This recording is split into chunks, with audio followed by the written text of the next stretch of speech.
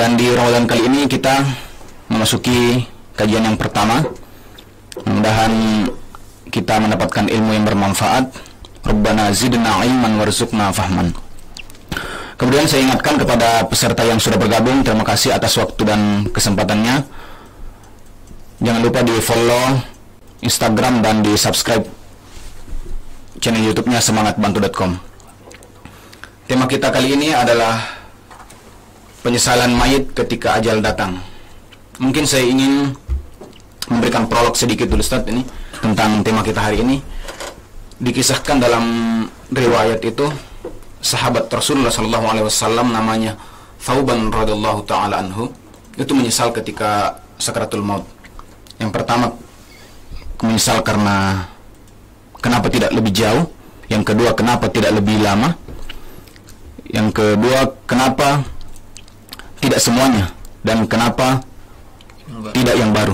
Itu penyesalannya. Kemudian Rasulullah SAW membacakan ayat di surah Qaf, laqad kunta fi ghaflatin min hadza fakashafna 'anka ghita'aka fabasaruka liyaumal hadid.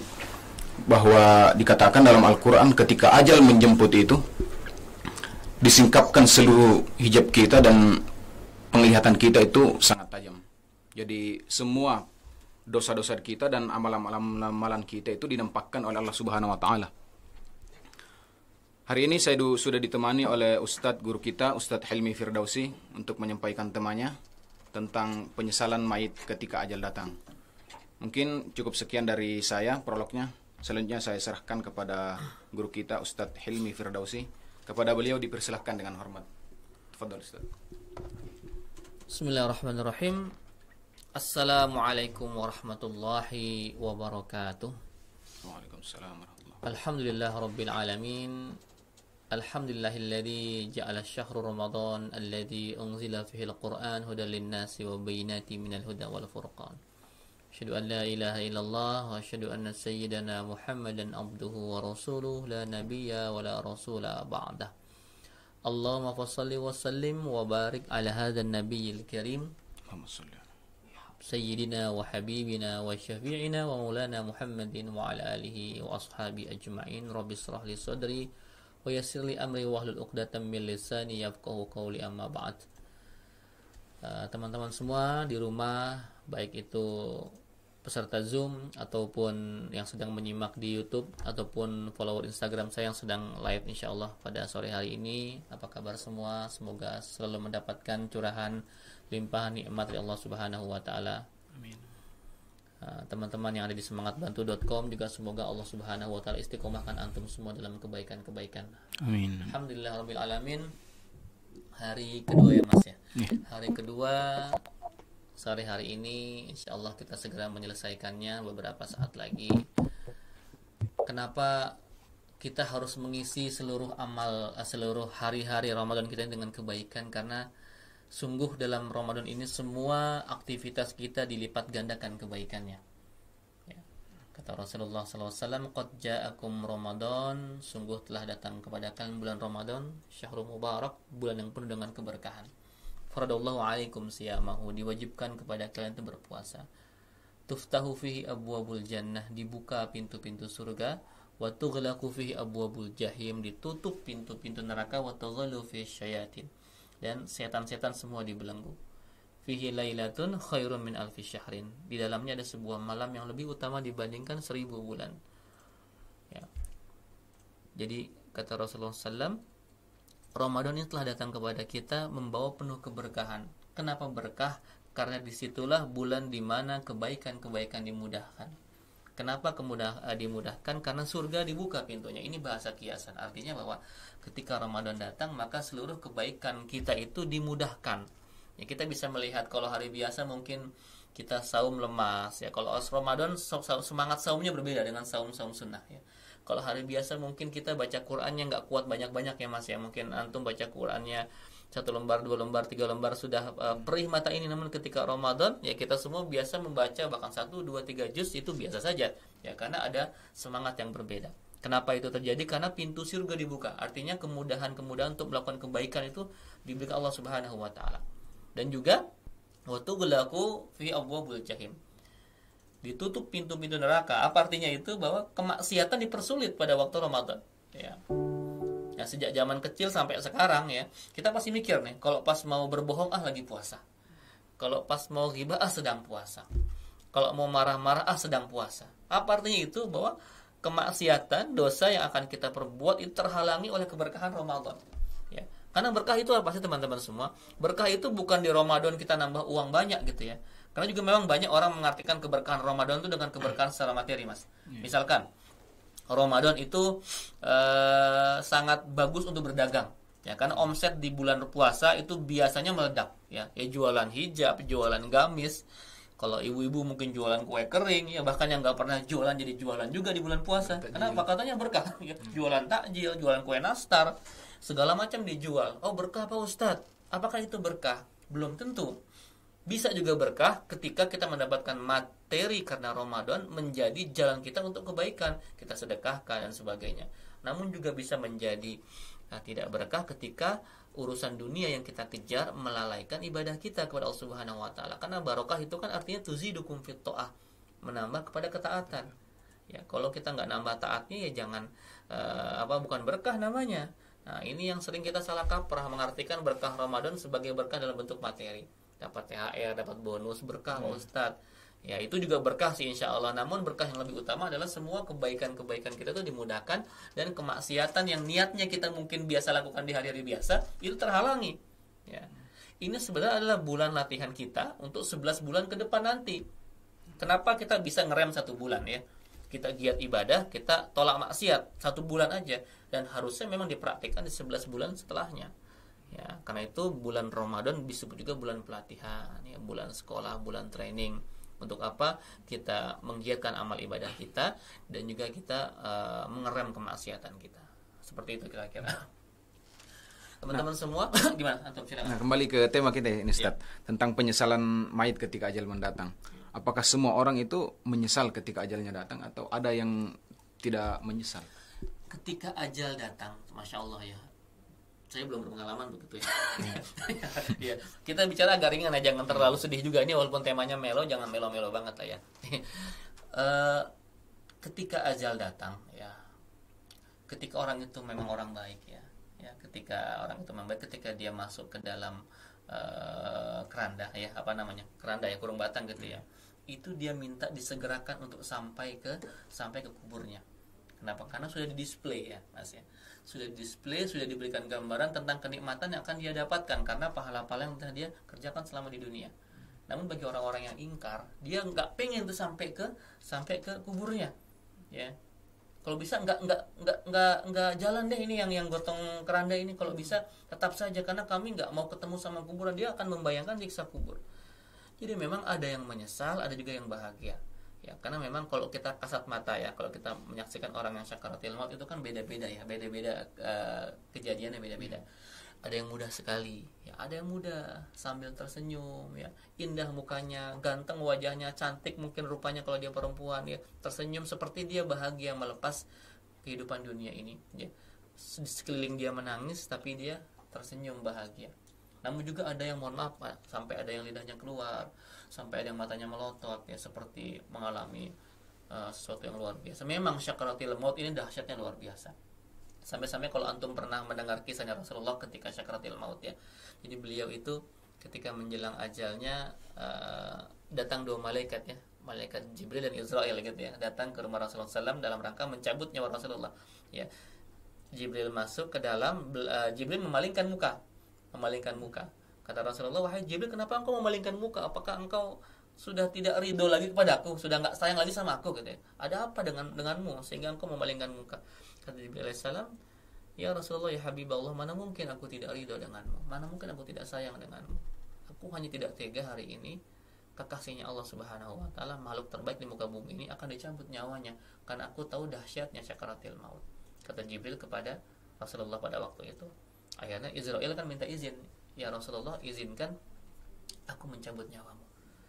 Dan tibalah saatnya dicabut nyawanya Rasulullah dengan sangat perlahan-lahan. Ya, bahkan kata beberapa riwayat, Israel melakukan itu 70 kali lebih ringan dibanding ketika mencabut nyawa orang biasa.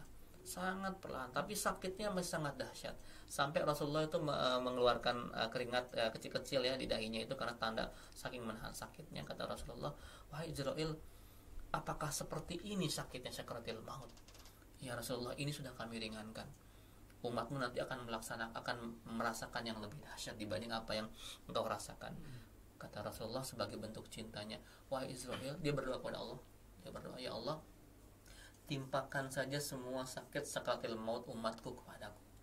Itu di akhir hidupnya Rasulullah masih memikirkan kita umatnya, ya, karena tahu dahsyatnya sakaratil maut ini, sehingga beliau ingin semua rasa sakit kita nanti sakaratil maut ditimpakan kepada beliau, dikabulkan sama Allah. Nanti sebagian rasa sakit sakaratil maut kita sudah dirasakan oleh Rasulullah SAW. Sebegitu cintanya beliau dengan kita. Ya. Nah, ketika kita melihat banyak orang yang sakaratul mautnya itu dalam keadaan yang memang kelihatannya kurang baik, ya, itu mungkin menggambarkan tadi kata antum benar ya, bahwa ketika nanti kita di ujung sakaratul maut itu kita akan didisplay, diperlihatkan amalan kita dan juga dosa-dosa kita. Bagi orang yang banyak amalnya dia akan bahagia menatap itu ya. Namun sebaliknya bagi orang yang banyak maksiatnya, banyak dosanya, dia khawatir, dia sangat ketakutan karena membayangkan sebelum neraka saja dia harus masuk alam kubur.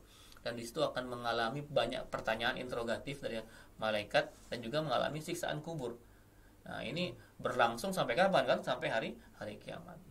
Lalu bicara tentang penyesalan. Nih antum mau terusin lagi bagaimana? Kita lanjut Ustaz. Baik.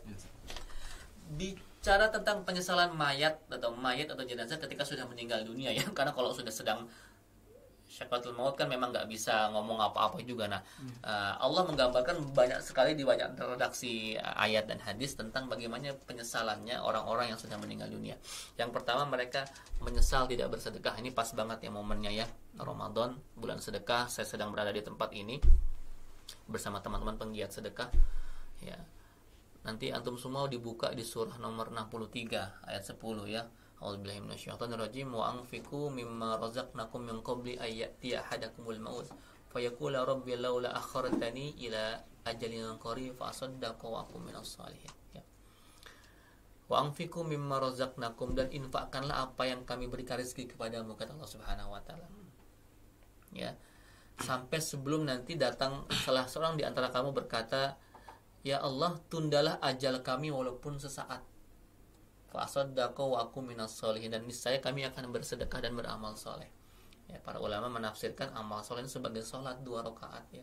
Jadi mayit itu pengen kembali ke dunia untuk sedekah dan untuk amal soleh atau mini sholat 2 rakaat.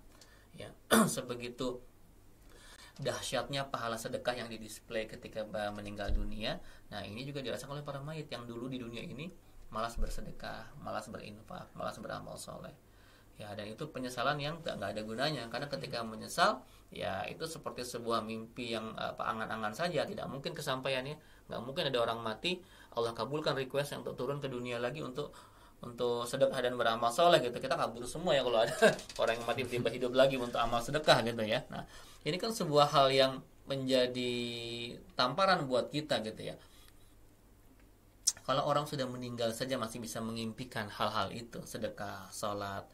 Kenapa kita yang sedang hidup ini, yang insya Allah masih panjang hidupnya semoga ini, nggak bisa melakukan itu? Ya, sebelum kita menyesal, karena kan kalau kata orang ya penyesalan itu kan datangnya terlambat gitu ya. Kalau datangnya duluan namanya pendaftaran gitu ya. Gitu.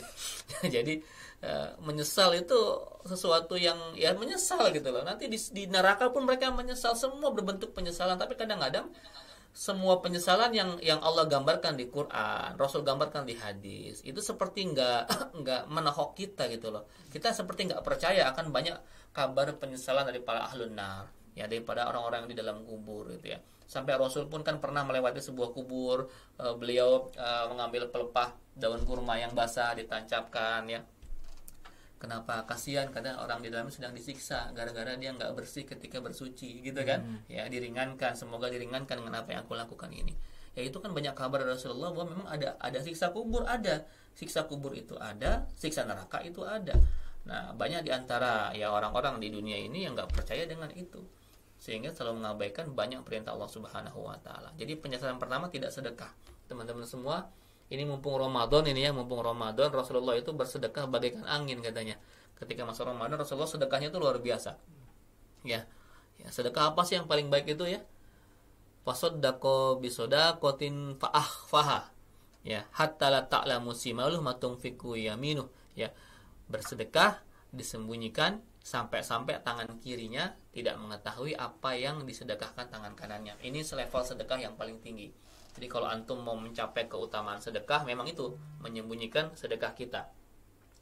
Bukan berarti sedekah yang ditampakkan itu nggak boleh ya teman-teman. Jangan salah mengartikan hadis ini. Apa artinya? Bahwa silahkan sedekah terang-terangan ya, mau dijaharkan silahkan, disirkan juga silahkan. Namun jangan sampai ketika kita tampakkan sedekah kita, itu malah menjadi bumerang buat kita. Kenapa ya? Kalau orang disebutkan sedekahnya kan pasti ada perasaan bangga, perasaan ria gitu kan, perasaan wah ini gue nih, sedekah gue nih misalkan ya. Nah ini juga hati-hati ketika ada perasaan itu, maka hangus semua amal sedekah kita. Nah, kalau orang-orang kayak kita, kalau saran saya itu sebaiknya memang disembunyikan saja, karena memang setan tuh amat sangat licik. Gimana caranya menggoda kita supaya amal kita tuh hangus. Beda sama sahabat Rasulullah SAW. Ya, sahabat-sahabat Rasul itu kalau sedekah semua ditampakkan, disebutkan, bahkan dipublikasikan. Sebagai apa? Sebagai motivasi untuk yang lain bersedekah. Ya, udah nggak ada ria lagi, udah nggak level ria, mah nggak mungkin mereka ria gitu ya. Semua disebutkan. Ya pernah dalam suatu kisah ya, di perang Mu'tah ya. Ya jadi ketika itu kalau nggak salah Utsman itu menyedekahkan 100 ekor unta. 100 ekor unta. Kalau sekarang harga unta itu sekitar 30 juta mungkin ya. 30 kali 100 berarti 3 miliar mas. Utsman itu sedekah 3 miliar biasa. Kalau kita 3.000 ya, kalau Utsman 3 miliar. 3M itu gampang, ringan banget. Orang kaya, nggak masalah, nggak aneh. Nah Umar ini orang kaya Umar, tapi dia nggak kaya banget, biasa aja. Dia punya kebun yang luas, tapi biasa aja. Dia berpikir, ya Allah, ini Utsman kalau sedekah kok brutal gitu ya, gede banget ya, sering mengalahkan kami ngiri gitu kan. Pengenlah sekali-kali mengalahkan sedekahnya Umar. Ya udah Bismillah, akhirnya menghadap Rasulullah Umar. Ya Rasulullah, izinkan aku hari ini mengalahkan sedekahnya Utsman. Kata Rasulullah, apa yang kau berikan? Izinkan aku memberikan separuh hartaku. Aku punya kebun yang luas, aku berikan separuhnya untuk jihad di jalan Allah Subhanahu wa taala. Ya, diberikan setengah kebunnya, nilainya lebih tinggi dibanding 100 ekor unta. Masya Allah, Umar gembira. Umar sangat bahagia ketika sekali itu mampu melampaui sedekahnya Utsman, si orang kaya. Senang, wah girangnya luar biasa ya. Ya kalau kita kan girang dapat uang ya, ini girang sedekah lebih besar dibanding orang lain, itu sangat excited gitu loh, sangat ya Allah senang banget ya. Tapi ternyata kegembiraan itu nggak lama.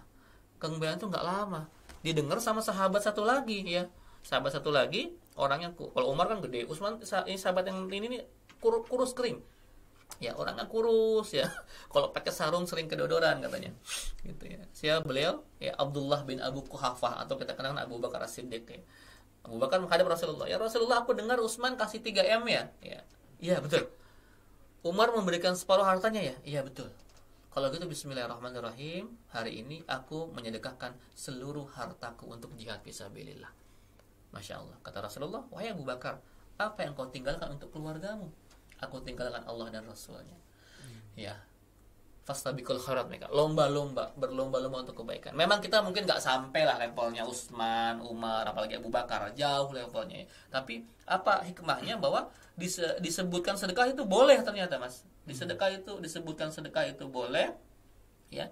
Ditampakkan itu juga boleh, asal kita bisa menjaga diri, dan tujuannya untuk tahadus binikmah boleh, untuk memotivasi orang lain ya. Karena kalau semua didiam-diamin ya bahaya juga. Hari ini mohon maaf ya, ketika kita di era sosial media banyak orang yang memposting sedekahnya. Saya cenderung setuju, silahkan sedekahkan, nggak apa-apa. Yang penting yang posting itu bisa jaga diri. Kan kita nggak tahu ya, dia ikhlas apa ria kan nggak tahu. Orang nggak bisa menduga. Netizen nggak bisa menduga, walaupun sering buruk sangka. Oh ria nih, sedekah percuma dipublikasi juga di sosmed, diposting, buat apa sedekah? Ya, kalau tujuan dia bagus untuk memotivasi orang lain, emang ente tahu. Nah, jangan gara-gara dia sedekah ente ya dosa karena bersuzon sama orang gitu kan ya. Jadi saya sih cenderung setuju saja, silahkan dipublikasi. Daripada mohon maaf ya, mendingan kita terang-terangan sedekah dibanding diam-diam nggak sedekah gitu kan? Iya kan? Ya. Ya kalau bisa diam-diam sedekah alhamdulillah. Tapi kalau memang terang-terangan dia tujuannya untuk mengisi era sosmed ini dengan sesuatu kebaikan-kebaikan, memotivasi yang lain kan ya, supaya jangan isinya semua hedonisme, pamer mobil, pamer rumah, pamer liburan, pamer barang-barang mewah. Buat apa? Mendingan pamer sedekah nggak apa-apa, tapi jangan pamer tujuannya. Ya, Kalau sekarang kan ada rumahnya sultan, mobilnya sultan, HP sultan, apa segala macam sultan. Maksudnya karena orang-orang kaya begitu ya. Ini punya sultan nih gitu ya. Kenapa nggak sedekahnya sultan sekarang? Ini saya tantang nih wahai para teman-teman yang di have di rumah yang punya harta berlebih, coba antum keluarkan sedekahnya sultan kayak gimana? Gitu ya. Jangan cuma mobil sultan, rumah sultan dan sebagainya. Ya sedekahnya sultan kayak gimana? Ya. Nah itu memang era sosial media sekarang digunakan nih untuk memotivasi. Boleh kok silakan. Ya. Kita salurkan bantuan ke pelosok-pelosok. Nggak apa-apa, saya senang kok, saya like-in tuh semuanya. Ya. Bismillah, walaupun mungkin dia niatnya mungkin pamer apa, saya nggak peduli. Saya senang dengan postingan itu. Kenapa? Untuk mewarnai sosial media kita dengan kebaikan-kebaikan. Ya. Masa ente hura-hura diposting, sedang liburan ini diposting, sedang makan di resto mewah diposting, masa sedekah nggak diposting? Posting juga, gitu ya, posting juga. Saya khawatir malah yang diam-diam nggak pernah sedekah begitu kan ya. Tapi kalau memang ada yang menyembunyikan sedekahnya juga bagus. Jadi ditampakkan bagus, ya, disembunyikan bagus. Yang nggak bagus yang nggak sedekah. Ya, nanti menyesal di akhirat setelah penyesalan si mayit itu ya. Yang kedua, ternyata para mayit pun menyesal karena dulu nggak sholat. Nah, teman-teman semua ya, tadi kan saya wakum minas sholihin, ini juga gambaran dari orang-orang yang meninggalkan sholat, orang-orang yang menggampangkan sholat ya teman-teman semua. Ini saya kasih warning lah buat teman-teman yang mohon maaf yang masih menjadikan sholat cuman sekedar penggugur kewajiban ya. Sholat bahkan sebagai beban kadang-kadang. Ini juga menjadi pelajaran buat kita, karena kata Rasulullah, ini berat hadisnya nih, awwalu ma yuhasabu bihil abdi yaumal qiyamah shalah, gitu kata Rasulullah, bahwa ibadah pertama yang akan Allah hisab nanti adalah sholat. Kita ya silahkan antum semua bermuhasabah ya. Sebelum menjadi mayit kita bermuhasabah boleh, karena kalau sudah jadi mayit nggak mungkin muhasabah lagi ya, tinggal nanti di sidang ya. Ini kita bisa menghisab ya, kita menghisap sebelum kita dihisap boleh nih, mumpung masih hidup kita hisap dulu, hisap sedekah kita, hisap sholat kita. Kalau saya pribadi saya bilang saya masih jauh dari kata sempurna sholatnya, kadang nggak khusyuk, kadang nggak sempurna ya nggak usah saya menghisap orang lain, nggak perlu lah. Saya pribadi masih sering sangat lalai dengan sholat saya. Ini juga saya menyesali, ini masih berusaha terus gimana supaya saya sempurna sholatnya, baik sholatnya, khusyuk sholatnya. Jangan sampai nanti kita menyesal ketika nanti kita sudah jadi mayit ya. Mungkin di antara kita, saya yakin antum semua apalagi puasa begini nggak ada lah yang meninggalkan sholat ya mas ya. Mungkin semua insya Allah sholat, cuman apakah sholat kita sudah berkualitas? Apakah sholat kita sudah menjadi pencegah dari perbuatan fahsya'i wal munkar, gitu kan? Jangan-jangan STMJ apa tuh? Sholat terus maksiat jalan. Banyak di antara kita yang demikian ya. Dia sholat tapi dia juga maksiat. Padahal sholat sama maksiat itu harusnya nggak boleh dalam satu posisi yang sama. Kenapa? Karena itu dua hal yang berbeda. Di surah Al-Ankabut kan innas sholata tanha 'anil fahsya'i wal munkar. Kalau benar sholatnya mampu mencegah dari perbuatan keji dan munkar. Tapi mohon maaf, kenapa di Indonesia ini mayoritas muslim yang harusnya mayoritas sholat, tingkat kriminalnya tinggi, bahkan tingkat korupsinya masih yang tertinggi, salah satu yang tertinggi di dunia. Tingkat kejahatan dan sebagainya masih tinggi. Apa artinya itu? Bahwa ada yang salah dengan sholatnya umat Islam di Indonesia ya. Ada yang salah, yang mungkin sholatnya nggak khusyuk, yang mungkin asal-asalan, yang mungkin sekedar hanya menggugurkan kewajiban, atau mungkin ditinggalkan sholatnya, naudzubillah ya. Ini juga pelajaran buat kita. Yuk jadikan sholat ini sebagai ibadah prioritas kita ya. Kadang-kadang lucu mas, ada orang puasa tapi nggak sholat ya. Saya bilang itu orang pakai baju nggak pakai celana begitu ya. Jadi ada orang yang kayak begitu. Nah ini sholat teman-teman, kemarin saya buat status di Twitter beberapa waktu yang lalu. Saya bilang kan suka ada pertanyaan, Pak Ustadz saya ingin berubah nih, saya ingin hijrah nih, bagaimana memulainya? Nah, saya bilang yang paling gampang itu mulai dengan memperbaiki kualitas sholat kita. Itulah teman-teman yang hijrah di rumah juga, kalau antum kesulitan untuk memulai ini, stepnya dari mana nih? Karena hijrah ini kan ada step-stepnya ya. Mulai dengan cara memperbaiki kualitas sholat kita, menjadikan sholat kita sholat yang berkualitas, sholat yang penuh makna, dan sholat yang berkesan dalam hidup kita. Itu yang kedua ya. Mungkin antum ada yang mau ditanyakan sebagainya ya. Tadi ada ayat yang ini asli masih ya, tolong dihidupkan, mengatakan bahwa wa anfiqu amwalahum, dan kemudian laula akhartani ila ajalin qarib fa asaddaq wa akum minas sholihin. Itu bedanya antara infak dan sedekah itu mungkin bisa dijelaskan Ustaz? Ya sebenarnya sih ya, infak sama sedekah secara harfiahnya hampir sama artinya. Hampir sama ya. infak, sedekah itu dua-duanya nilainya kan sunnah ya untuk kita. Namun sedekah itu ada yang digolongkan sebagai sodakotin jariyah ya, sebagai sodakoh yang mengalir, yang sifatnya itu lebih long term ya. Yang kalau infak kita ke anak yatim, ke fakir miskin yang sekali habis itu infak ya, infak nutrisi ya, infak untuk teman-teman di gandum, di Gaza, di Palestina, semua infak yang sekali habis itu infak. Sedekah lebih kepada sesuatu yang sifatnya lebih long term, lebih lama, investasi jangka panjang. Kan ada bahasa sodakotin jariyah ya. Idza mataul insan in qata amaluhu ila min salasin. Kalau manusia meninggal dunia putus semua amalnya kecuali 3 perkara gitu ya. Yang pertama kan sodakotin jariyah, sedekah jariyah. Yang kedua au ilmin yuntafa'u bih, ilmu bermanfaat. Yang ketiga au waladin sholihin yad'u lahu, anak saleh mendoakan kedua orang tuanya.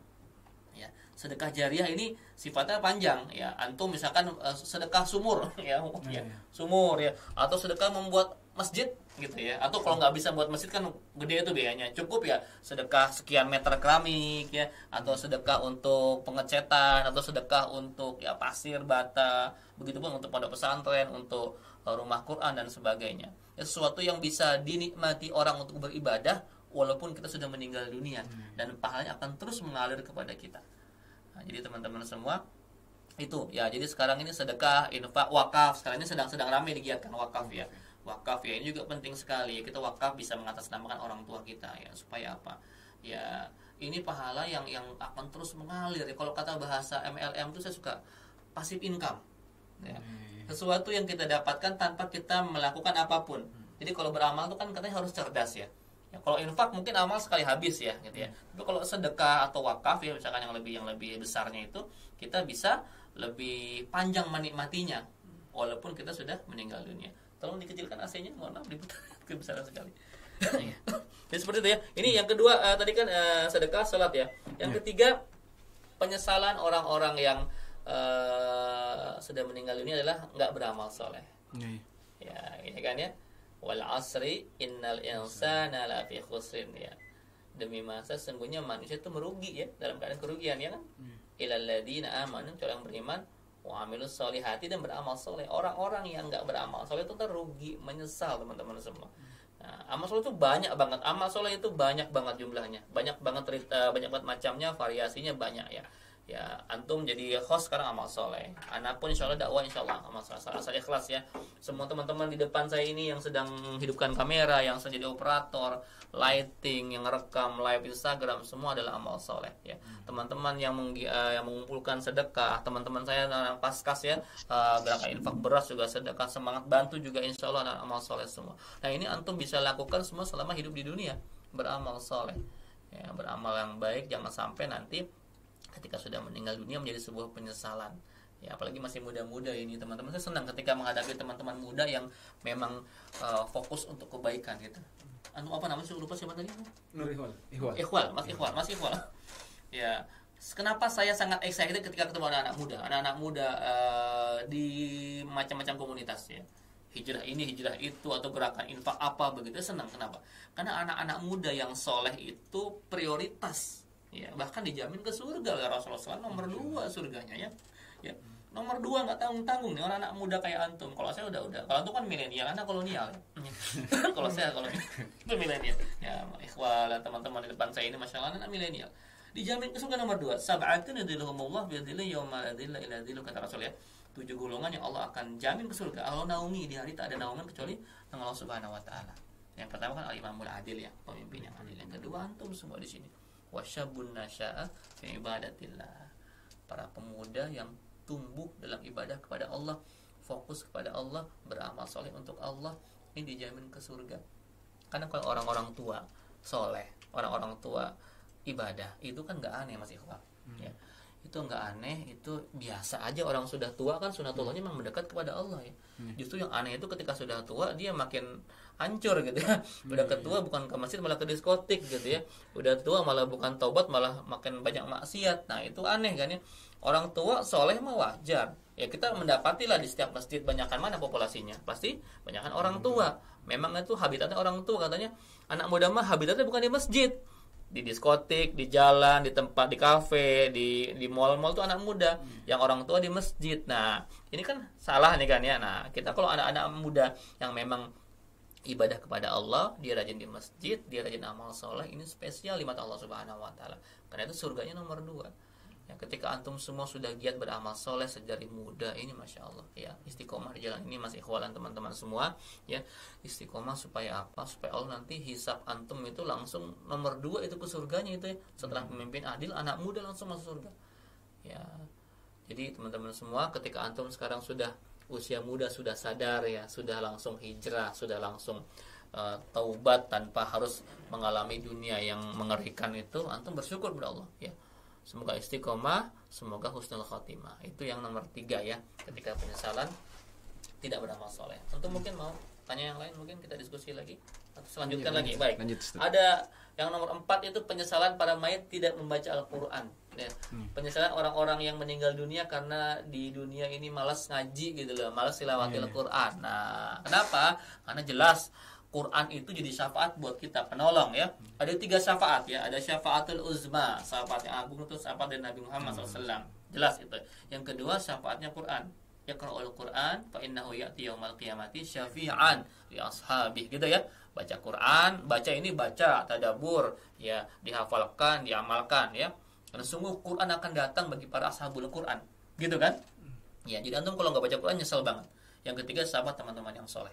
Ya. Jadi ketika kita malas baca Quran, kita malas berinteraksi dengan Quran, yang menyesalnya luar biasa teman-teman semua. Jangan sampai antum menyesal. Kenapa? Apalagi sekarang bulan Ramadan, Syahrul Quran, diturunkannya Al-Quran, bulan yang ketika kita melakukan kebaikan-kebaikan itu dilipat gandakan ya. Kan kalau kata Rasulullah ya, di bulan biasa ini, saya kasih contoh hadis Rasulullah menyikapi orang yang baca Quran di bulan biasa. Kata Rasul, man qara'a harfun fi kitabillah, barang siapa membaca 1 huruf dalam Al-Qur'an, falahu bihi hasanatun, baginya sebuah kebaikan, wal hasanatu bi asri amsalihha, dan kebaikan itu dikalikan 10 ya. Jadi kalau antum baca 1 Quran 1 huruf dikalikan 10. La aqulu alif lam mim harfun, kata Rasulullah, aku tidak berkata bahwa alif lam mim itu 1 huruf, walakin alif harfun, lam harfun, mim harfun, tapi alif 1 huruf, lam 1 huruf, mim 1 huruf. Jadi kalau antum baca masih alif lam mim dapat 30. Kalau Bismillahirrahmanirrahim berapa tuh? Berapa? 190. Nah, kalau antum baca selesai sampai khatam berapa? Nah, teman-teman jangan ada hitungannya, jangan ya. Huruf dalam Al-Qur'an ada 323.015 huruf. Oh, kalau nggak percaya hitung sendiri. Ya. Antum kalau dapat selesai khatam tuh dapat pahala 3.230.150. Masya Allah ya, kebaikan yang antum lakukan itu di bulan biasa, bukan di Ramadan. Spesial di bulan Ramadan, hitungannya nggak kayak begitu, nggak kali 10. Berapa? Unlimited. Kenapa? As-saumu li, kata Allah kan, wa ana ajzi bi. Puasa itu untukku dan aku langsung direct yang akan membalasnya. Kalau big boss kita Allah yang ngebalas ya, nilainya terserah Allah. Ya mau 10, mau 700, mau 7.000, mau 7 juta, terserah Allah. Makanya target kita khatam minimal sekali teman-teman semua. Saya sampaikan ke antum semua yang hadir sekarang, yang di rumah juga, punya target minimal 1 kali khatam dalam 1 bulan Ramadan. Ya, 1 itu gampang, cuman kan kita 20 muka ya, 10 lembar teman-teman semua. Jadi kalau antum mau khatam sekali itu gampang. Ba'da salat wajib antum baca 2 lembar cukup. 2 lembar itu 4 muka ya. 2 lembar baca 2 lembar, gampang enteng. Ya. Ya, 2 lembar kali 5 kan 10 lembar, selesai 1 juz 1 hari. Baca 30 istiqomah 30 juz. Tapi kalau 1 kan kedikitan. Ya. 2 atau 3. Kenapa? Karena para ulama salafus soleh ketika masuk Ramadan mereka tuh enggak ngajar tuh. Para ulama tuh enggak ngajar, enggak buka majlis ilmu, tutup semua tuh. Karena itu di Indonesia kan suka ada tuh penutupan pengajian gitu ya. Libur nih menjelang Ramadan ya. Ma'had kan pulangin semua santrinya. Kenapa? Untuk fokus kita ngejar baca Quran sebenarnya. Ya. Ada yang khatam 1 hari 1 kali ya, Imam Syafi'i katanya 3 kali, nggak tahu gimana cara bacanya, saya nggak ngerti juga ya. Ya kan selalu di luar kepala semua begitu ya. Itu ngejar betapa sebanyak mungkin baca Al-Quran, apalagi di 10 malam terakhir itu dikebutnya luar biasa. Kenapa? Fihi lailatun khairum min alfi syahrin ya. Ada 1 malam yang lebih baik dibanding 1000 bulan. Kalau kita pas baca Quran malam itu, pas dapat Lailatul Qadar, maka pahalanya sama dengan baca Quran selama 83 tahun tanpa terputus. Kalau antum pas lagi sholat malam itu dan dapat Lailatul Qadar, maka antum dapat kebaikan pahala sholat sebanyak 83 tahun tanpa jeda, tanpa putus. Dan itu mungkin melebihi umur kita masih awal. Umur kita mungkin belum tentu sampai 83. Betul ya? Umur umat Rasulullah itu kan cuma 60, 70 ya. Bonus. Ya. Iya. Bahkan umur Rasulullah kan 63 tahun. Jadi antum semua di sini kalau ada umur 62 tahun 11 bulan 29 hari, itu besok selesai jatahnya. Gitu ya. Jadi teman-teman semua, umur kita tuh nggak panjang. Umur umat Rasulullah itu pendek-pendek, 60 sampai 70. Kalau ada bonus 80 itu udah bonus banget ya. Kalau umur umat terdahulu tuh panjang-panjang, ratusan tahun. Ya, ribuan tahun, ratusan tahun bahkan gitu ya. Ya, umur umat Muhammad itu sedikit ya, tapi dengan yang sedikit itu Allah siapkan tuh waktu-waktu istimewa ya, tempat-tempat istimewa yang bisa mengkali lipatkan amal ibadah kita. Kalau antum sholat di Masjid Nabawi, rakaat sama dengan 1000 rakaat.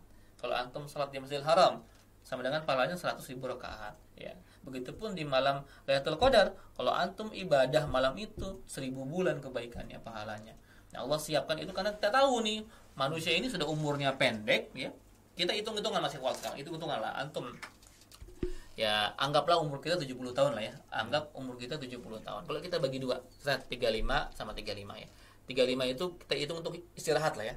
Istirahat segala macam 35 lah itu kan ya. Separuh hidup kita kan untuk istirahat tuh. Istirahat ya, santai-santai semua istirahat ya. Yang separuh lagi untuk apa? Belajar, ibadah, bekerja ya. Dan celakanya porsi ibadah kita kan nggak banyak. Betul nggak? Ya, kita sehari ngitung deh 5 sholatnya. Antum berapa satu waktu sholat? Jujurlah padaku ya. 5 kali sehari? Bukan, berapa menit? Satu kali sholat 5 menit lah. 5 menit, Masya Allah ya, 5 menit ya. 5 menit, ada yang 10, ada yang 5, ada yang 2 menit. Oh sudah jago Pak Ustadz, sudah hafal katanya sholatnya. Oke, 5 menit ya masih awal ya. 5 kali 5, 25 menit. 25. Kita hidup sehari semalam berapa menit? 1440 ya, 24 jam ya. 1440 ya. Itu berapa persen? Sedikit sekali porsi kita. Cuman 25 menit. Itu pun kadang kan gak khusyuk ya.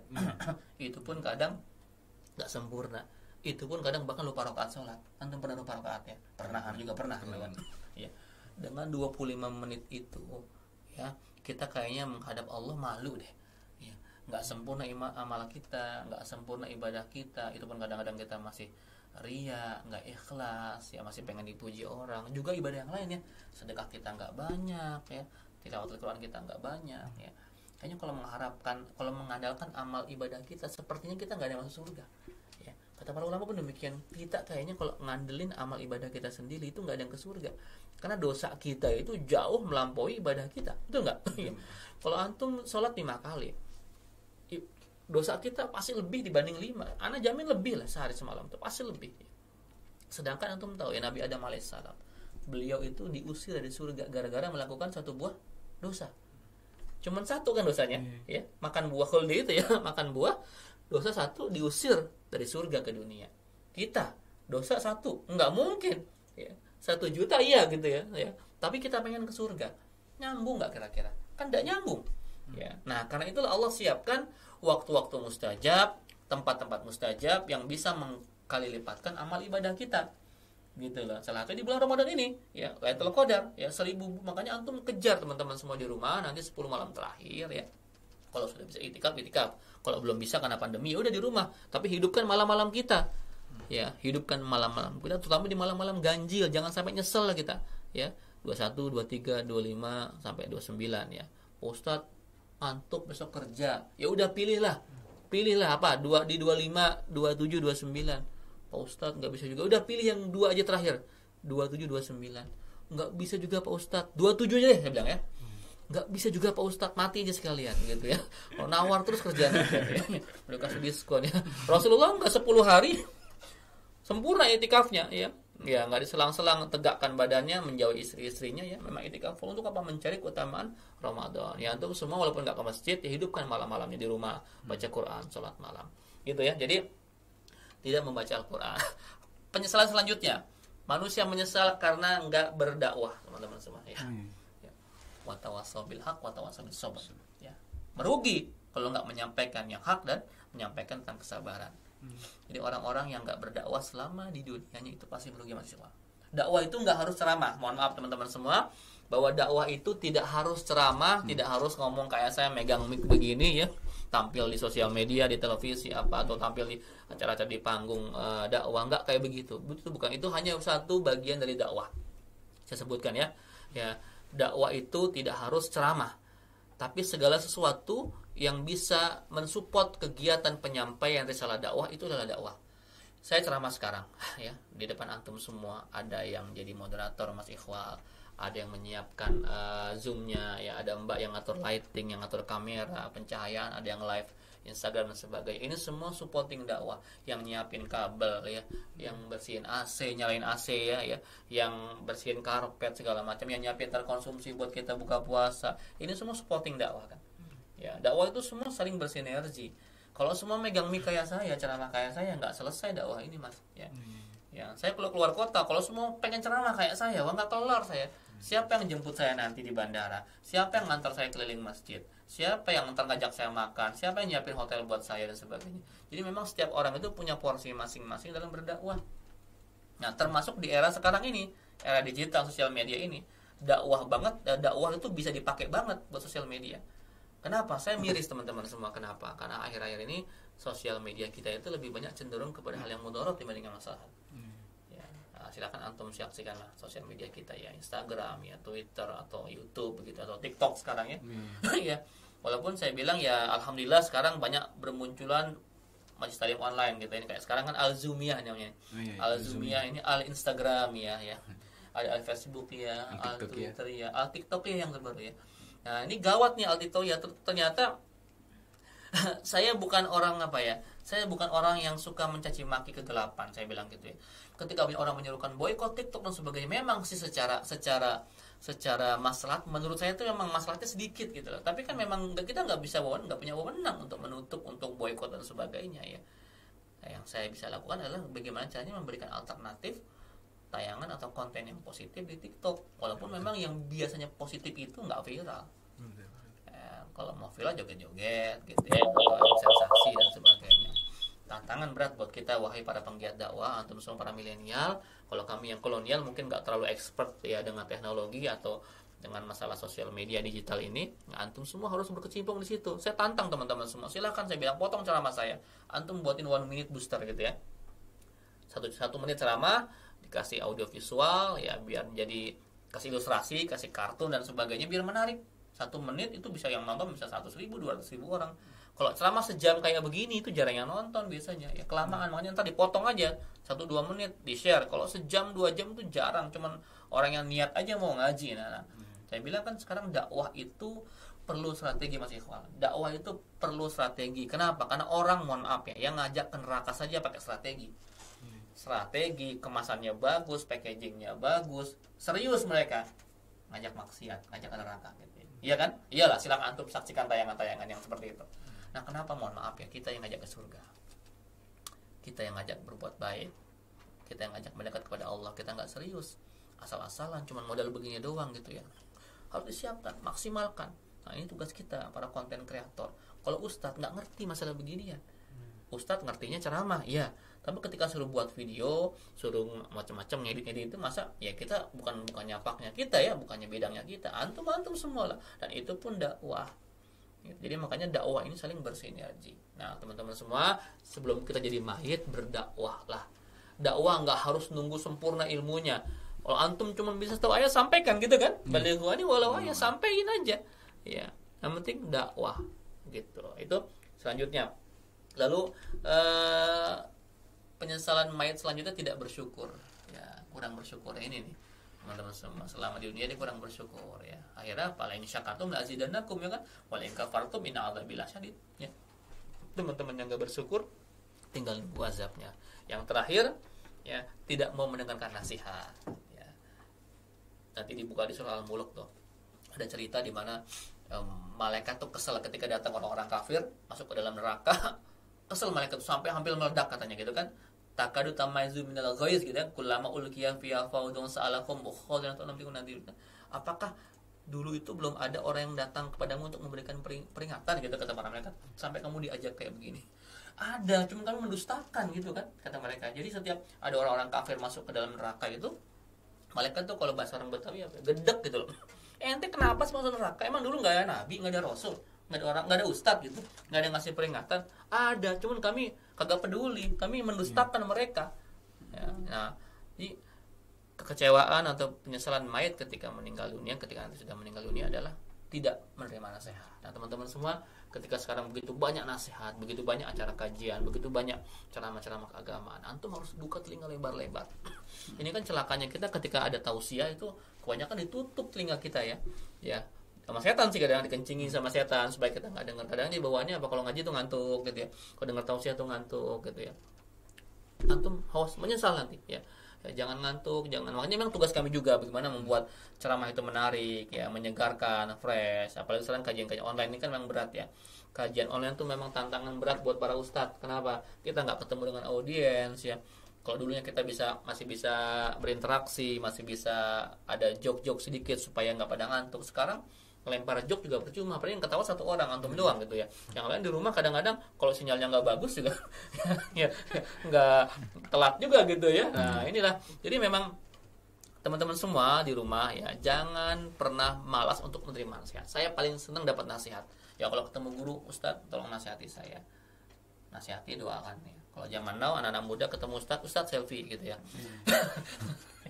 Harusnya kan ketemu ustadz, ketemu ulama besar, ustadz Yai tolong nasihatin saya ya, doakan saya ya.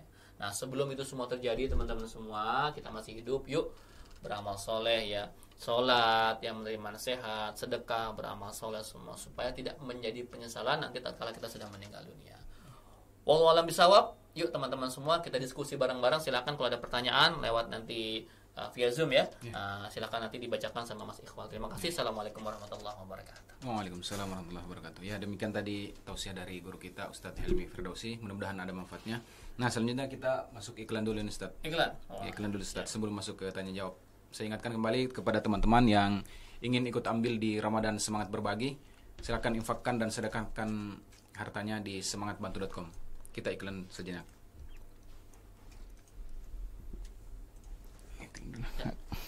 Habis iklan. Selesai, boleh di-cut aja, udah selesai. Instagramnya udah cukup. Instagram cuma 1 jam masalahnya. Oh iya, Instagram 1 jam. Live sejam ya. Kalau TikTok agak lama, lebih lama lagi. TikTok lama ya? Bisa live dia? Bisa live juga. Oh, nggak ngerti saya. Baru buat TikTok belum rame, belum banyak follower nih.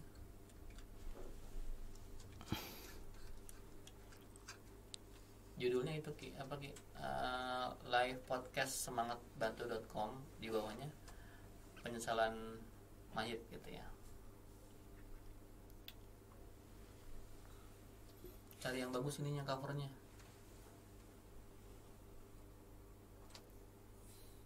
Iklannya iklan ke Zoom. Iya, iklan ke Zoom. Masih iklannya? Oh, iya.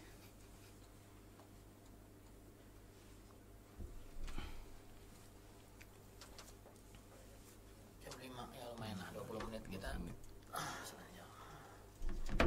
Ya, selamat datang kembali kepada teman-teman yang masih bergabung. Mudah-mudahan puasa kita masih lancar dan diberi kesehatan ya. Sekarang kita akan masuk ke sesi tanya jawab dengan Ustadz Helmi Firdausi. Sebelumnya saya mengajak kepada teman-teman untuk memfollow Instagramnya semangatbantu.com, semangatinfak.club, dan subscribe channel YouTube-nya semangatbantu.com. Nah, tadi ada ayat Ustadz yang dibacakan, fasaddaqa wa akum minas sholihin. Jadi mayat itu menyesal ketika sudah di alam kubur. Mereka ingin kembali ke dunia ini untuk bersedekah dan beramal soleh. Nah, kebetulan teman-teman kita punya program Semangat Berbagi, Ramadan Semangat Berbagi. Silakan teman-teman yang ikut andil, yang ingin ikut andil untuk memanen pahala di bulan suci ini, untuk menginfakkan hartanya di semangatbantu.com. Nah, selanjutnya kita akan masuk ke sesi tanya jawab. Pertanyaannya ini Ustaz dari Ria, asal Karawang. Baik. Pertanyaannya, bagaimana hukumnya sedekah kepada orang yang memang pekerjaan mengemis? Itu pertanyaan pertama. Kemudian yang kedua, tata cara wakaf untuk orang tua bagaimana? Baik. Demikian Ustaz. Sedekah buat pengemis ya. Iya. Mengemis sendiri ya, walaupun tidak sampai diharapkan, itu kan diharamkan ya, itu pekerjaan yang amat tercela ya. Pekerjaan yang amat tercela, meminta-minta, apalagi menjadikan profesi ini sangat-sangat tercela ya. Kan kata Rasulullah kan al-yadil ulya khairum min yadis sufla. Tangan di atas lebih baik dibanding tangan di bawah. Nah, ketika memang ada orang yang menjadikan pengemis ini sebagai profesi, ini justru memang sungguh prihatin, miris sekali ya. Namun begini, kalau saya pribadi ya, kalau kita nggak bisa memilah mana yang harus kita sedekahkan, memang kalau bisa kita memang cari ya, yang memang kita sedekahkan itu memang kita jangan salah sasaran ya. Namun ketika kita mau bersedekah ya dengan uang yang tidak begitu besar ya, Mas, 1.000 2.000 perak ya, menurut saya memang nggak usah mikir-mikir lah. Apapun tadi dia gunakan untuk apa, kayak sudah Bismillah, ikhlas saja. Kecuali memang infaknya besar. Ya, kalau ngasih yang besar, tolong diarahkan ke tempat yang pas ya, ke semangat bantu atau ke tempat-tempat lain silakan. Ya. Tapi kalau memang sedikit-sedikit, jangan terlalu banyak dipikirin. Ya, anggap aja itu ya udahlah, Bismillah aja lah 1.000 2.000 perak mah ya. Ya kadang-kadang kan juga orang ngasihnya nggak banyak tapi ceramahnya panjang. Kalau saya nggak suka begitu ya. Memang sebaiknya memang ya, kalau kita ketemu, apalagi ntar musim ini belum puasa nih, banyak-banyak gepeng nih, banyak-banyak apa gepeng istilahnya, orang-orang pengemis gitu ya. Itu menjadikan profesi itu. Kadang-kadang saya tahu itu ketika di berita ada pengemis yang dirazia bawa uang 30 juta. Ternyata di rumahnya itu rumah juga gedong ya, rumahnya rumah bagus permanen ya, bukan orang-orang miskin gitu ya. Itu bagaimana ya? Kita kan nggak tahu ya. Ketika kita bersedekah, belajarlah berpikir bahwa kita ini nggak tahu. Kalau saya cenderung gini, kadang-kadang mohon maaf ya, ada orang bawa mobil, bawa kertas sumbangan masjid ya, masjid entah di mana tuh, di Majalengka atau di mana begitu, Sukabumi, Cianjur gitu ya. Tapi ke Bintaro di jalan gitu ya, pakai mobil, ayo Pak sedekahnya apa buat pembangunan masjid di Cianjur, kan jauh banget gitu ya. Saya yakin mungkin di antara uang itu mungkin bisa jadi nggak sampai ke masjid di Cianjur ataupun masjid fiktif, kita nggak tahu ya. Tapi biasakan Bismillah, kalau cuma 1.000 2.000 makasih aja, minimal uang makan dia kan. Ya. Uang makan dia itulah teman-teman semua. Jadi kalau untuk yang infak yang kecil-kecil ya nggak usah mikir lah. Tapi kalau yang besar-besar sebaiknya memang diarahkan ke tempat yang benar. Yang kedua, wakaf ya. Niatkan wakaf ya. Niatkan wakaf untuk orang tua, atas nama orang tua ya. Sampaikan nanti ke amilnya bahwa ini saya wakafkan tanah sejumlah 1.000 meter untuk digunakan untuk masjid ya, atau digunakan untuk rumah yatim, rumah Quran dan sebagainya. Seperti itu cukup. Ya, dan ketika sudah diwakafkan maka harta itu tidak boleh lagi diperjualbelikan. Ya, jadi saya harapkan antum semua yang memang ingin menginvestasikan sesuatu yang panjang buat orang tua kita, kalau antum sayang, wakaf. Ya, wakaf tanah atau wakaf, sekarang ada wakaf produktif juga gitu ya. Itu kan teknis aja ya, silakan teman-teman semua yang masih hidup sekarang, yang punya kelebihan harta, segera wakaf, karena potensi wakaf kita itu sangat kecil, teman-teman. Kemarin saya Ramadan tahun lalu kalau nggak salah saya mengisi di sebuah lembaga wakaf, menyampaikan bahwa wakaf di Malaysia dan Singapura itu katanya lebih besar dibanding Indonesia. Padahal jumlah muslimnya kan nggak sebanyak di Indonesia. Artinya memang wakaf kita belum didaya gunakan dengan maksimal. Padahal kalau potensi wakaf ini kita berdayakan di Indonesia, maka Indonesia akan menjadi salah satu negara yang sangat kuat. Ya, ini teman-teman semua, kita ini punya zakat, infak, sedekah, wakaf. Ya, punya jiswaf ya. Jangan sampai ya jiswaf kita digunakan untuk hal-hal yang nggak bagus gitu ya. Saya kurang setuju tuh ketika ada jiswas untuk dipinjam untuk infrastruktur, untuk apa, enggak lah. Itu beda ya. Jadi kalau teman-teman semua berwakaf ya, digunakan sesuatu yang sifatnya maslahat ya, tidak hanya untuk masjid ya, sesuatu yang sifatnya maslahat ya. Untuk wakaf misalkan membangun jalan, membangun sumur, membangun sesuatu yang produktif, itu silahkan. Seperti itu kira-kira. Lanjut Mas. Terima kasih, mudah-mudahan terjawab ya. Kemudian ada Mas Fia dari Surabaya. Pertanyaannya, bagaimana hukumnya bila seseorang yang banyak sedekah, baik sama orang tua, tapi dia tidak sholat? Itu yang pertama, Ustaz. Kemudian yang kedua, bagaimana hukumnya kerja di leasing? Kalau benar haram, apakah amalnya selama ini hangus meski dia sholat atau sedekah dan lain-lain? Baik. Yang pertama, apa tadi? Lupa saya. Poinnya apa? Dia banyak sedekah, nggak sholat. Halnya seperti antum itu pakai baju nggak pakai celana begitu ya. Jadi sama kayak orang puasa nggak sholat juga begitu gitu ya. Teman-teman semua, saya sampaikan begini.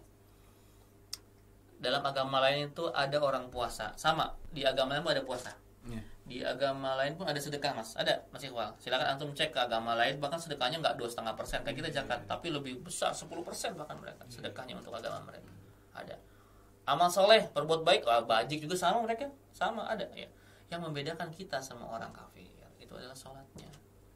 Mereka saum, mereka sedekah, tapi mereka nggak sholat. Nah, jangan sampai pembeda ini malah nggak kita lakukan, teman-teman semua.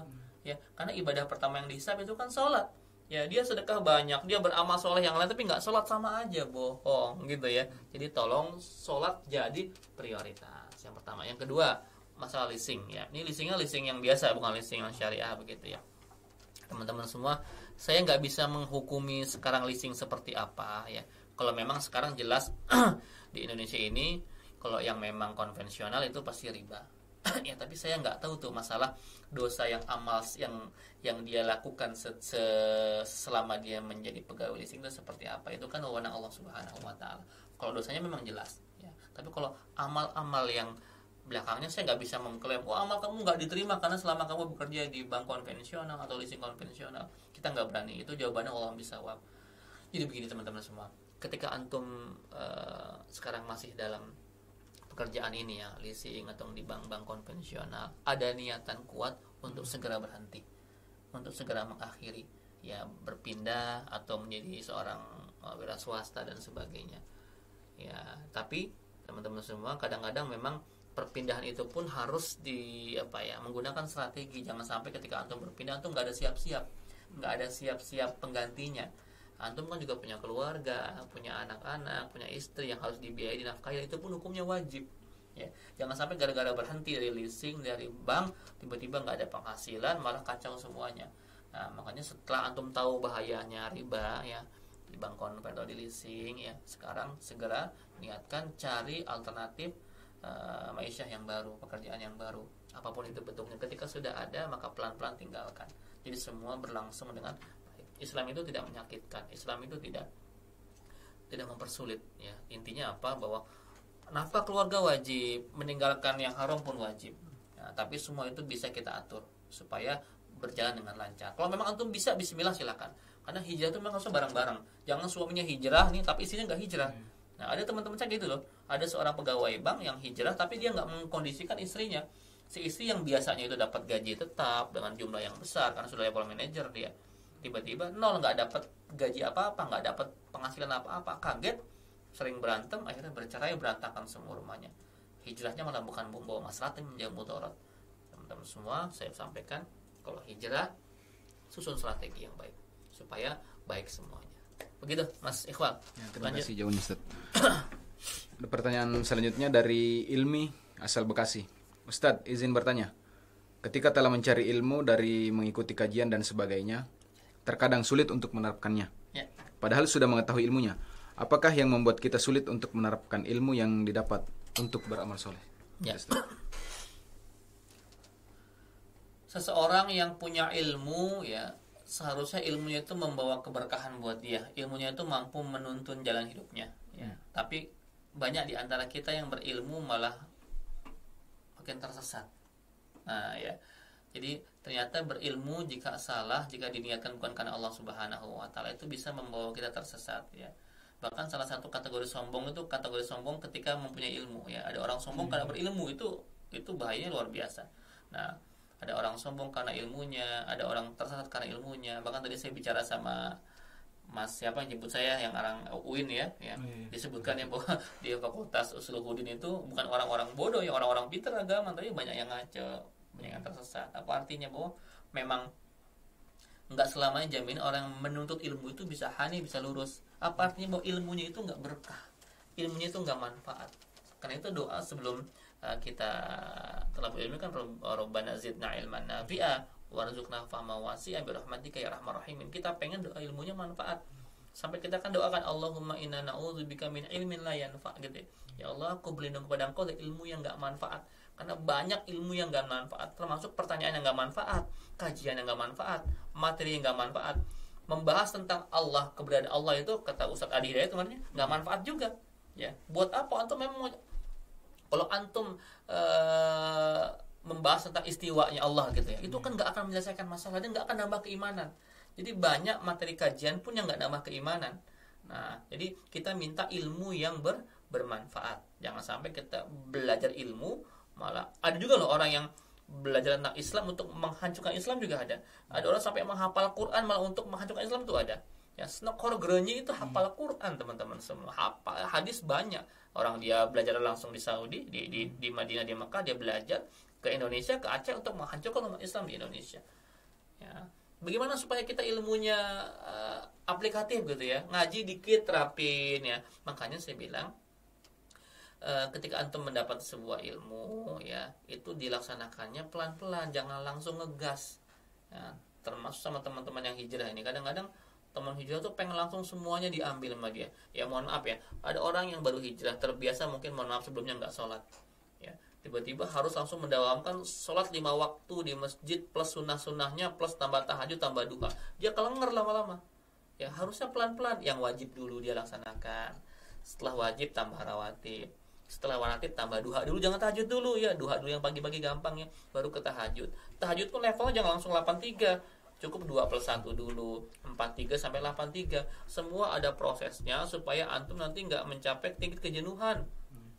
Banyak orang ngaji, orang hijrah itu jenuh karena terlalu ngegas, shock ya. Antum kalau terbang aja kan ada namanya jet lag gitu ya, kaget. Itu pun demikian ketika dari masa jahiliyah ke masa cahaya, masa hidayah itu antum semua harus proses. Rasul pun kan nggak langsung dapat perintah sholat. Perintah sholat itu tahun ke-10 setelah Rasul diangkat jadi Nabi. Kebayang antum. Perintah ke puasa itu tahun ke-12, hijrah tahun kedua dapat perintah puasa. Udah 10 tahun baru dapat perintah sholat ya. Allah menurunkan perintah sholat di tahun 10 Isra Mi'raj ya. Nggak langsung 40 tahun ketika Rasul diangkat jadi Nabi langsung suruh sholat, enggak ya. Akidah dulu, tauhid dulu dikuatkan, baru 10 tahun nyuruh sholat. Tahun ke-12 atau tahun kedua Hijriah puasa. Begitupun nyuruh melarang khamar, sampai 4 kali proses dalam melarang khamar. Nggak langsung. Jadi Islam itu agama yang berproses ya. Kalau bahasa kita step by step ya. Nggak langsung tiba-tiba jeger gitu ya. Kalau yang kaget, yang tiba-tiba mendadak begitu, itu biasanya akan futur cepet ya. Kadang teman mohon maaf yang kita yang mungkin ngaji sejak kecil gitu ya, kan dari kecil udah ngerasain tuh gimana ngaji, gimana cara menuntut ilmu pelan-pelan. Ada teman nih yang baru gedenya ngaji gitu loh, baru hijrah gitu ya, baru ngaji, kajian pun ikut seminggu sekali, sebulan sekali, tapi langsung ngegas, langsung merasa paling benar sendiri. Semua orang disalahin gitu, ini sesat nih, di bid'ah segala macam. Padahal kita tahu kadar keilmuannya ya. Jangan kayak begitu. Nah, jadi ilmu itu proses dan kita minta ilmu yang manfaat. Kalau saya gampang mas, karakter ilmu itu masih soalnya. Ketika dia dapat ilmu, apa parameternya? Lihat akhlaknya. Kalau akhlaknya makin bagus, berarti ilmunya barokah, manfaat buat dia. Tapi dengan dia ngaji, akhlaknya malah makin hancur gitu ya, nggak mau senyum, nggak mau negur sesama, merasa paling benar, eksklusif, bahkan nggak mau ngaji selain dengan ustadz dia, nggak mau bermajlis dengan selain jamaahnya dia, ini ada yang salah berarti. Nah, ya teman-teman semua, parameter paling gampang menilai ilmu kita barokah apa tidak, lihat dari akhlak kita ya. Ini abis ngaji lihat di jamaahnya nih, kalau jamaahnya makin eksklusif, makin nggak mau bergabung berbaur dengan yang lain, nanti yang salah berarti. Tapi kalau setelah ngaji dia makin soleh, makin humble, makin murah senyum, makin bagus akhlaknya, insya Allah ilmunya manfaat. Begitu kira-kira ya. Terima kasih atas jawabannya Ustaz, mudah-mudahan terjawab ya. Selanjutnya ada pertanyaan lagi. Agak banyak pertanyaan ini Ustaz. Apa ya? Nama Sri Novita asal Palembang. Pertanyaannya, apakah diperbolehkan jika suami istri tadarus Al-Quran dengan ilmu yang terbatas tanpa bimbingan guru? Atau bagaimana sebaiknya? Terima kasih. Kalau memang nggak bisa, belum bisa ya, cari guru ya, karena ini kan Al-Quran ya, tahsin harus benar ya. Kalau memang bisa bersanad bersanad ya. Intinya apa? Jangan malas belajar, karena banyak di antara kita memang yang sudah besar belum bisa baca Quran tapi malu belajar karena gengsi. Ya. Malu sama anak-anak kita yang masih SD, yang sudah bacanya bagus-bagus, yang sudah hafalnya banyak. Tapi jangan malu ya, tetap harus belajar, tetap harus memperbaiki bacaan kita supaya tidak salah, dan cari guru lah. Ya, karena kalau bacaan Quran itu kan kita nggak bisa ke Google. Kalau sekedar cari hadis mungkin bisa kita googling ya. Tapi kalau sudah baca Quran kita harus benar, makhrajul hurufnya, melafadzkan hurufnya. Ada kesalahan di mana kita harus ada koreksi dari guru-guru kita. Ya, tapi jangan menghalangi untuk nggak baca Quran. Ustaz, saya nggak mau baca Quran, kan belum benar, nggak bisa gitu. Karena membaca Quran terpatah-patah, terbata-bata pun dapat pahala. Tapi jangan berarti kita terbata-bata terus gitu ya. Ada keinginan untuk belajar supaya jadi lebih bagus. Seperti itu kira-kira Mas Ikhwan. Terima kasih. Pertanyaan selanjutnya dari Nina asal BSD. Ya. Assalamualaikum Ustaz. Saya mau bertanya. Ayah saya baru meninggal hari Minggu kemarin. Innalillahi. Apa yang harus saya lakukan sebagai anak afar almarhum ayah saya? Anak apa? Anak afar. Afar tuh apa? Betul. Iya, Mungkin anak deh. Oh. Anak terakhir atau anak pertama mungkin. ya sebagai anak ya. Saya nggak tahu juga artinya. Ayah saya bisa terhindar dari siksa kubur dan dipermudah jalannya menuju surga. Masya Allah. Ya, tadi saya bilang ya, ada beberapa amalan yang bisa antum lakukan sebagai bentuk kasih sayang buat orang tua kita ya. Menyedekahkan atas nama orang tua. Nah, itu bisa. Ya. Sedekah atas nama orang tua, wakaf atas nama orang tua, ya. Pahalanya untuk orang tua. Nanti kalau sudah bisa umroh atau haji dibadalkan untuk orang tua, bagus juga. Dan mendoakan tiap hari ke orang tua. Ya, mendoakan itu jangan lepas ba'da salat wajib, antum doakan Rabbighfirli wa li walidayya warhamhuma kama rabbayani shaghira. Doakan terus tiap hari. Ya, karena itulah yang bisa menjadi penolong buat mereka di alam kubur mereka. Ya, sederhana mbak-mbak semua dan teman-teman semua yang meninggal orang tuanya, jangan berbuat maksiat. Karena ketika ada maksiat yang diperbuat itu adalah adil orang tua, kena juga kita orang tua kita. Ya, ada sedekah jariah juga ada dosa jariah ternyata. Jadi jangan berbuat maksiat kalau antum semua sayang sama orang tua. Gitu Mas Ikhwan. Lanjut. Terima kasih Ustaz. Mungkin ini pertanyaan terakhir Ustaz. Oke, siap. Namanya Ria asal Karawang. Ya. Maaf Ustaz, mau bertanya lagi. Bagaimana caranya memaksimalkan ibadah ketika punya anak kecil? Kadang sholat pun suka terburu-buru karena anak nangis. Ya. Islam itu Atau agama, ketika baca Oke. ketika baca Al-Qur'an anak suka tarik-tarik mau ikutan baca jadi mengganggu. Islam itu agama yang luas, agama yang mudah, agama yang memudahkan, tidak mempersulit. Ketika antum punya anak-anak, itu juga bagian dari jihad fisabilillah. Membesarkan anak, yang merawat anak, itu pun juga bagian dari ibadah kepada Allah Subhanahu wa taala. Jangan dibentur-benturkan. Ustaz, gara-gara saya nggak punya anak takut ibadahnya nggak fokus. Ya, takut ibadahnya diganggu, nggak bisa gitu juga. Ya, atau juga jangan saya nggak mau sholat karena ada yang ganggu, nggak begitu juga ya. Tetap sholat, diganggu nggak apa-apa. Rasul juga dulu digangguin sama Hasan Husain, ya. Bahkan pernah dalam suatu riwayat Rasul tuh sedang sujud, dinaikin tuh sama Hasan Husain, ya. Lama nggak bangkit-bangkit, dikira kata para sahabat, wah ini Rasul mungkin dapat wahyu nih. Ya. Setelah lama selesai, ya Rasulullah apakah kau dapat wahyu? Enggak, tadi aku lagi didudukin sama cucuku, aku nggak mau mengganggu kesenangan mereka. Apa artinya? Bahwa ibadah itu jangan sampai mengganggu keluarga kita, mengganggu aktivitas kita dalam merawat anak kita. Jangan dibentur-benturkan. Kalau memang ada anak kita sedang kita ngaji, ditarik mukenanya atau gimana, itu mah biasa. Ya. Justru itulah kita membiasakan anak-anak kita dari kecil sudah melihat orang tuanya ibadah. Ya. Mama lagi sholat, maupun dia dinaikin, dipelorotin sarungnya, apa segala macam anak-anak kecil yang biasa lakukan untuk orang tuanya, ya nggak apa-apa. Bahkan ketika mau digendong saja nggak masalah.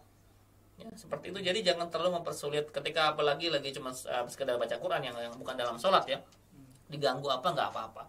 Nggak harus misalkan bosan nggak kekejar target nih gara-gara begadang, anak kita masih kecil, sebagainya, nggak masalah. Ya, nggak masalah. Tapi yang penting diikhtiarkan. Teman-teman semua, Allah Subhanahu wa taala itu menilai ikhtiar kita, bukan hasil ibadah kita. Ya. Mau hasil ibadah yang terhatam cuma satu atau bahkan nggak sampai hatam, tapi ikhtiar itu sudah maksimal di tengah keterbatasan kita, Allah nilai itu. Yang penting memang kita ada perjuangan, ada niat mau beribadah. Nah, gangguan-gangguan itu ya harus kita hadapi dengan biasa aja, jangan menjadi alasan kita untuk gak ibadah. Saya nggak mau ibadah, banyak gangguannya, nggak begitu juga. Tetap ibadah, berusaha maksimal, apapun hasilnya, yang penting sudah usaha.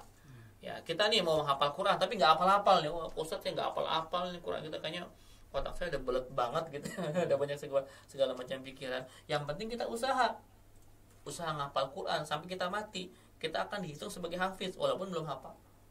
Ya, sebaliknya kalau sudah hafal jangan malah kita stop gitu aja ya. Jadi Allah menilai ikhtiar kita, bukan hasil dari ikhtiar kita. Allah bisawab. Ya. Ya, demikian kajian kita hari ini. Mudah-mudahan ilmu yang didapatkan hari ini bermanfaat untuk kita semua. Mungkin sebelum kita mengakhiri ini kajian kita, ada kesimpulan dulu Ustaz. Iya, teman-teman semua, sesuai dengan materi yang kita bahas hari ini, penyesalan ya. Penyesalan setelah kita meninggal dunia. Karena itu mumpung kita masih Allah berikan sisa hidup ya, entah mau 1 hari, 2 hari, setahun, 2 tahun, 10, 20 tahun, kita nggak tahu ya. Kita gunakan semaksimal mungkin untuk beramal soleh, untuk berbuat baik, untuk bersedekah, untuk sholat, untuk saum yang bagus, untuk berakhlak yang mulia, menebar sebanyak mungkin kemanfaatan untuk umat. Ya, khairun nas anfa'uhum linnas, sebaik-baik manusia itu yang paling manfaat untuk orang lain. Karena orang lain ketika kita meninggal dunia, orang lain tidak melihat harta kita, nggak melihat mobil kita, nggak melihat rumah kita, tapi melihat kemanfaatan kita yang pernah dia berikan untuk orang lain. Ya, kalau soleh sendiri pun nggak ada gunanya, Mas. Ini orang soleh nggak ada gunanya. Ketika kesolehannya itu dipakai untuk orang lain, dipakai untuk dakwah, itu orang mengenang ya. Namun ketika dia semuanya sifatnya individualisme, itu nggak ada gunanya. Jadi sebelum itu terjadi, teman-teman semua, sebelum ada penyesalan, yuk kita sama-sama berubah, pengen jadi lebih baik. Ini momentum Ramadan, kita gunakan sebagai ajang untuk sekolah, training, pelatihan kita, agar nanti keluar dari sekolah Ramadan kita menjadi insan yang taqwa, la'allakum tattaqun. Demikian Mas Ikhwal, teman-teman semua. Mohon maaf jika ada kekurangan, ada kehilapan, ada kesalahan. Yang salah pasti datang dari saya, yang benar datang dari Allah Subhanahu wa taala. Ya, subhanakallahumma bihamdika, asyhadu an la ilaha illa anta, astaghfiruka wa atubu ilaik. Assalamualaikum warahmatullahi wabarakatuh. Waalaikumsalam warahmatullahi wabarakatuh.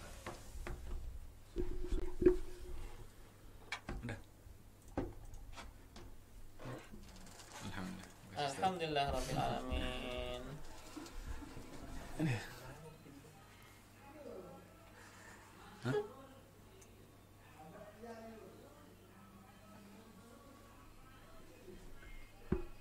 Nanti ini Ustaz mau minta ini testimoni. Untuk apa?